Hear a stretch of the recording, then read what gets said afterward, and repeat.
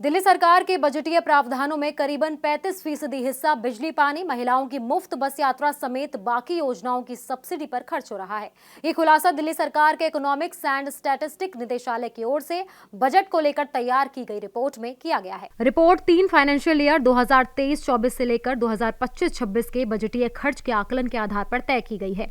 इसका मकसद सरकार की पूंजी निर्माण और बचत का आकलन करना है। रिपोर्ट के मुताबिक फाइनेंशियल ईयर 2023-24 में दिल्ली का कुल बजट 65,823 करोड़ रुपए, 2024-25 में 69,500 करोड़ रुपए और 2025-26 में प्रस्तावित बजट 1 लाख करोड़ रुपए तक पहुंच गया है। स्टडी में सामने आया है कि 2023-24 में कुल बजट का 35% हिस्सा केवल सब्सिडी पर खर्च हुआ।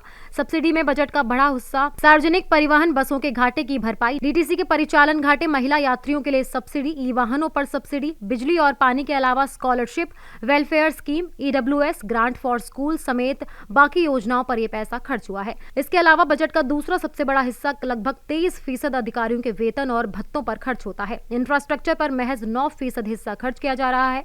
वहीं वस्तुओं और सेवाओं की खरीद पर 8%, केंद्र सरकार को लोन भुगतान पर 8% और एडवांस भुगतान पर 5% खर्च किया जा रहा है। रिपोर्ट में अनुमान लगाया गया है कि आने वाले सालों में ये बजट खर्च इसी तरह बना रहेगा। रिपोर्ट में एक सकारात्मक पहलू ये भी है कि 2023-24 की तुलना में रेवेन्यू में 43% की बढ़ोतरी का अनुमान है।